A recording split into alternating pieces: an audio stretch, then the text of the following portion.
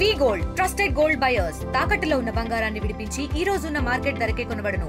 మరిన్ని వివరాలకు సంప్రదించండి 77107720. మావోయిస్ట్ పార్టీ సెంట్రల్ కమిటీ సభ్యులు రామచంద్రారెడ్డి ప్రతాప్ రెడ్డి ఎలియాస్ చలపతి ఇటీవల ఒడిశా ఛత్తీస్గఢ్ సరిహద్దుల్లో జరిగిన ఎన్కౌంటర్లో 27 మంది ఎన్కౌంటర్ అయినటువంటి మావోయిస్టులు ఒకరిగా గుర్తించిన పోలీసులు ఎట్టకేలకు ఆ మృతదేహాన్ని బంధువులకు అప్పచెప్పారు. కాకపోతే ఆయన రక్త సంబంధికులు ఎవరు కూడా చిత్తూరు జిల్లాలో ఆయన గ్రామంలో లేకపోవడంతో ఆయన మామగారైన లక్ష్మణరావు ఈరోజు బొడ్డపాడు గ్రామంలో ఆయన అంత్యక్రియలు నిర్వహించేందుకు ముందుకొచ్చారు. ప్రస్తుతం మాత్రం ఆయన భౌతిక కాయానికి మాత్రం అంత్యక్రియల ఏర్పాట్లు చేస్తున్న లక్ష్మణ్ మనతో ఉన్నారు. చూస్తే కనుక 30 ఏళ్ళు సుదీర్ఘంగా జనాలను విధులు ఈరోజు పోరాటం చేసినటువంటి చలపతి అంత్యక్రియలను బొడ్డపాడు వేదిక కావడానికి గల కారణం ఏంటి? ఆయనకి మీకు ఉన్నటువంటి సంబంధం? ఆయనకి నాతో పాటే కాదు సార్, ఆయనకి బొడ్డపాడు ప్రజలతో ఆయన బిడ్డగా, అన్నదమ్ముడుగా, తోడుపుట్టినోడుగా, తండ్రిగా అనేక రకాలతో జనంతో మెలిగినాడని ప్రజలు ఎంతో చెప్పుకుంటున్నారు సార్.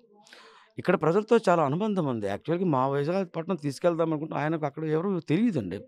ఇక్కడ మా వాళ్ళు అడిగారంటే మేమంటే మనతో పాటు మా మధ్యలో ధర్మారావు గారు కూడా వచ్చారండి. మేము చేసుకుంటే చాలామంది ఇక్కడ ఉన్నారండి, ఈ ప్రతి ఇంటికి తెలుసండి. ఇంట్లో దీపంలాగా వెలిగాడు, అన్ని సమస్యలకి మాకు పరిష్కారం చేసేవాడు, చాలా చేదోడు వాదోడుగా ఉండేవాడు. అట్లాంటి వాడిని పొట్టను పెట్టుకున్నారు. మరి కావాలనుకునేసరికి నేను పేపర్ చూసిన తర్వాత నాకు అర్థమైంది ఏంటంటే చనిపోయాడు. దాంతోపాటు మా అమ్మాయిని కూడా పెళ్లి చేసుకున్నాడండి ఆయన. పెళ్లి చేసుకున్నాడంటే నేను కళ్ళతో చూసే పెళ్ళికి నేను వెళ్ళినోడిని కాదు అర్థం. అంటే పత్రికల్లో వాళ్ళు వేశారు, ఇతను సహచరి ఈమె అని చెప్పగానే నా కూతురు నేను పోల్చాను. అయ్యో వీళ్ళిద్దరు మంచిది, సంతోషం అనుకున్నాను. అయితే ఇద్దరు అమరులయ్యారని చింతించి నేను రాయ్పూర్ వెళ్ళానండి. రాయ్పూర్ వెళ్ళిన తర్వాత కన్సర్న్ ఆఫీసర్స్ని కలిశాను. ఎక్కడైతే శవాలను పెట్టారో ఆ ప్రాంతానికి వెళ్ళాను. వాళ్ళని రిక్వెస్ట్ చేశాను, మేము ఇలా వచ్చాం సార్ అంటే కాల్ చేసుకుని ఫార్మాలిటీస్ వాళ్ళు చేసుకున్నారు. చేసుకున్న తర్వాత రాత్రి 10-10:30 ప్రాంతంలో నాకు ఆ శవాన్ని అప్పగించారండి. మీ పాపకి చలపతికి వివాహం జరిగిన విషయం కూడా మీకు తెలియదా? నేను హాజరు కాలేదు, అసలు వివాహం జరిగిన విషయమే నాకు తెలియదు. నాకు తెలిసిందల్లా కూడా ఒక చోట ఎన్కౌంటర్ జరిగినప్పుడు ఒక కామ్రేడ్ తాలూకా ల్యాప్టాప్లో ఆ ఫోటోలు ఉన్నాయి. ఆ ఫోటోలను హైలైట్ చేసింది పత్రికలే, జ్యోతి కానీ, ఈనాడు కానీ, సాక్షి అన్ని పత్రికలు హైలైట్ చేసేయండి. టోపీ పెట్టుకున్నటువంటి ఈ ఫోటో ఉంటుంది, వెనకాల ఒక అమ్మాయి ఉంటుంది, బాబు డేర్తో ఒక అమ్మాయి ఉంటుంది. ఆ ఫోటో నా కూతురు అనమాట. పాప ఎప్పుడు ఈ ఉద్యమాల్లోనికి వెళ్ళడం జరిగింది? ఆ వెళ్ళిన తర్వాత దళంలోనే వీళ్ళ వివాహం జరిగింది? జనంలోనే జరిగింది కానీ ఎవరికి తెలియక రహస్యంగా జరిగింది. వాళ్ళు జంటగా ఉంటారు, వాళ్ళు జీవిస్తున్నారు, పిల్లలైతే లేరు వాళ్ళకు. నా కూతురి పేరు చైతన్య అలియాస్ అరుణ అండి. ఓకే, అది చూసిన తర్వాత పేపర్ చూసిన తర్వాత వెళ్ళానండి. వెళ్ళిన తర్వాత సక్సెస్ఫుల్గా నేను రాత్రి 10:30 వరకు అధికారులతో కాళ్ళ వేళ్ళపడి రిక్వెస్ట్ చేసుకొని నా అల్లుడు తలకు శవాన్ని నేను తెచ్చుకున్నానండి. తెచ్చుకోవడంతో పాటు ఉద్యమ ప్రాంతం మాకు ఇచ్చేయండి, ఎందుకంటే మొదటి ఏంటంటే ఇక్కడ ఈ ప్రాంతంలో ఉన్న అమ్మాయిని కూడా చేసుకున్నాడు ఆయన. రుక్మిణి అనేటువంటి బొడ్డపాడు ఈ గ్రామానికి చెందిన. న్యాయంగా ఆలోచించినట్టయితే ఆ క్రెడిట్ ఈ గ్రామానికి దక్కాలి, నాకు కాదు. అందుకని నేను నా ఇంటికి తీసుకెళ్లకుండా ఇక్కడికి తీసుకొచ్చి వాళ్ళ అమ్మగారికి వాళ్ళ నాన్నగారికి అప్పచెప్పానండి. వాళ్ళ అమ్మగారు ఉన్నారు, వాళ్ళ నాన్నగారు లేరండి. వాళ్ళ అమ్మగారు నేను సహాయపడుతున్నాను వాళ్ళకి, అంత మాత్రమే ఇక్కడ నిర్వహించుకుంటున్నారండి. చూస్తే కనుక ఎన్కౌంటర్ అయిన తర్వాత చలపతిదే ఈ మృతదేహం అని గుర్తించడానికి కూడాను చాలా సమయం పట్టింది.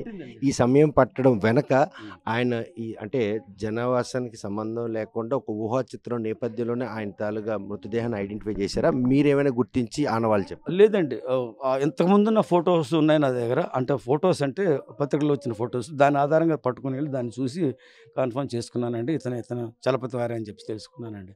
అంతకుమించి ఆధారం లేదండి. అంతేకాకుండా ప్రభుత్వ పాలకవర్గాల తాలూకా సైన్యము, ఈ పోలీసులు ఏం చేస్తున్నారంటే కావాలని తాత్సారం చేస్తున్నారు. ఆ తాత్సారం చేయడం వల్ల ఒకటి ఏంటంటే డీకంపోజ్ అయిపోవడము, శవం పాడైపోవడము, మెలుకలు తిరిగిపోవడము. అంటే ఇంకా కూడా నాకేమనిపిస్తుంది అంటే సారు పట్టుకున్న తర్వాత వాళ్ళని చిత్రహింస చేస్తున్నారు, అది నాకు స్పష్టంగా తెలుస్తోంది. ఏంటంటే అదే నేను ఎస్పీ గారితో కూడా మాట్లాడు, this is the way of the interrogation. మీరు చేసే ఇంట్రాగేషన్ పద్ధతి ఇదే అండి? కనీసం రాక్షసులు దుర్మార్గులు కూడా చేయరు కదండి అని అడిగాను. అయితే ఉమెన్ అనమాట, ఏం సమాధానం చెప్పలేదు వాళ్ళు. ఎన్కౌంటర్ అంటే ఫేస్ టు ఫేస్ కాల్పుల్లో చనిపోవడం జరుగుతుంది, కానీ వీళ్ళు పట్టుకుని చిత్రహింసలు చేసిన తర్వాత చంపే పరిస్థితుల్లో ఉంది బాడీ. ఎందుకంటే నేను కొన్ని ఫొటోస్ కూడా చూశాను సార్, పళ్ళని పట్కారంతో లాగినట్టుగా, కత్తితో కండరాలను కోసినట్టుగా, కోళ్ళ చేతులు విరిసినట్టుగా ఆ ఫోటో స్పష్టంగా చేస్తున్నాయి సార్. దాన్ని బట్టి నేను అలా అభిప్రాయపడుతున్నానండి. చలపతి నడవలేని పరిస్థితుల్లో కర్రల సాయంతో నడుస్తున్న నిజమేనా? అది నిజమేనంటండి. నిజమేనండి. ఎందుకంటే ఫోటో వాడేశారు, చేతి కర్ర కూడా పక్కన పెట్టారు వాళ్ళు. నడవలేకపోవడం వల్ల ఆయన పట్టుకోగలిగామో అని చెప్పి పాలకొరకలు చెప్పారు. ఇప్పుడు మీ మృతదేహం చూశారు కదా, ఆయన కాళ్ళు నడిచే పరిస్థితుల్లోనే లేదా చచ్చుపడిపోయే పరిస్థితి. పడిపోయినట్టుగా ఉన్నాయండి, నడిచే పరిస్థితులు లేవండి. అది సో మీ కూతుర్ను పెళ్లి చేసుకున్నారన్నటువంటి ఒక సదుద్దేశంతో అల్లుడు మృతదేహానికి ఈరోజు ఆయనకి ఇష్టమైన ఈ ప్రాంతంలో ఈ బొడ్డపాడు గ్రామంలో అంత్యక్రియలు నిర్చాలనే ఉద్దేశంతోనే చిత్తూరు నుండి శ్రీకాకుళం వరకు ఆ మృతదేహాన్ని తీసుకొచ్చారు. చిత్తూరు నుంచి కాదు సార్, రాయపూర్ హాస్పిటల్ నుంచి తీసుకొచ్చాం సార్ శవాన్ని. ఆయన సొంత స్థలం చిత్తూరు అయినప్పటికి కూడాను సార్ మొట్టమొదటి ఆయన కుటుంబాన్ని కాంటాక్ట్ చేయడానికి పిలిచాను. తల్లి చనిపోయారండి. ఆ పాత అడ్రస్ ఉన్న ఇంటికి వెళ్తే ఇంట్లో ఎవరు లేరండి. 2 అన్నదమ్ములు ఉంటున్నారండి. ఒక అన్నదమ్ముడు ఎక్కడో ఉద్యోగాని కోసం వలస వెళ్ళిపోయాడు, ఏ ప్రాంతంకి వెళ్ళిపోయాడండి. ఇంకో అన్నదమ్ముడికి పిల్లలు ఉన్నారండి, అన్నదమ్ముడు కూడా లేడు.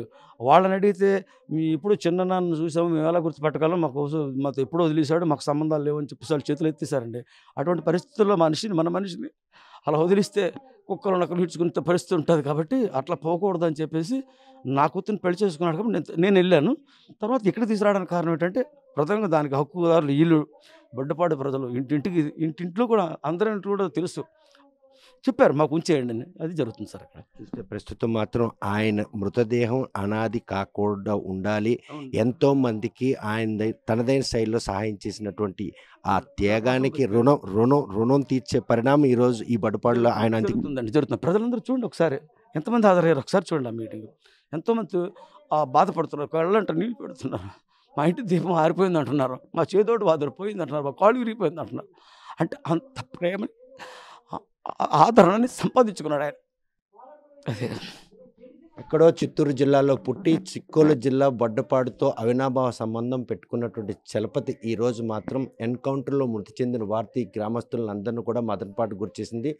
ఆయన మామగారైన లక్ష్మణరావు ఈరోజు ఆ ఛత్తీస్గఢ్ వెళ్ళి ఆ మృతదేహాన్ని గుర్తించిన తర్వాత ఆ బంధువులను సంప్రదించగా తమంటూ వారు ఎవరు లేకపోవడంతో ఈ గ్రామంతో ఆయనకు ఉన్నటువంటి సత్సంబంధాల నేపథ్యంలో ఛత్తీస్గఢ్ నుండి బొడ్డపాడుకు మృతదేహం తెచ్చి ఈరోజు క్రియలు నిర్వహించేందుకు ఏర్పాట్లు చేస్తున్నారు.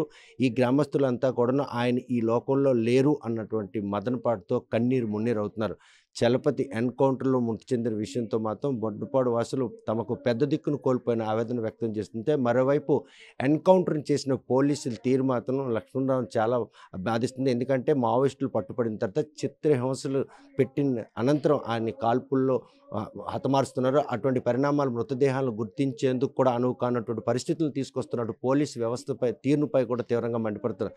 తన కూతురుతో పాటు ఇక్కడ అరుణ అనే ఒక మహిళను కూడా వివాహం చేసుకున్న నేపథ్యంలో వారే వరుస అర్హులైనటువంటి ఆ కార్యక్రమం నిర్వహణ ముందుకొస్తుంది. మరోవైపు పౌర హక్కుల సంఘం, గ్రామస్తులు, అదేవిధంగా వారి తాలూగా బంధుమిత్రులు అందరూ కూడా ఈరోజు దగ్గరుండి చలపతి మృతదేహానికి మాత్రం అంత్యక్రియలు నిర్వహించేందుకు సన్నాహాలు చేస్తున్నారు. బొడ్డపాడు నుండి వీడియో జర్నలిస్ట్ రామకృష్ణతో సత్యం, RTV శ్రీకాకుళం. మరిన్ని వీడియోస్ కోసం ఛానల్ ని సబ్స్క్రైబ్ చేయండి. లేటెస్ట్ అప్డేట్స్ కోసం వాట్సాప్ ఛానల్ ని ఫాలో అవ్వండి. అండ్ లింక్ డిస్క్రిప్షన్ లో ఉంది.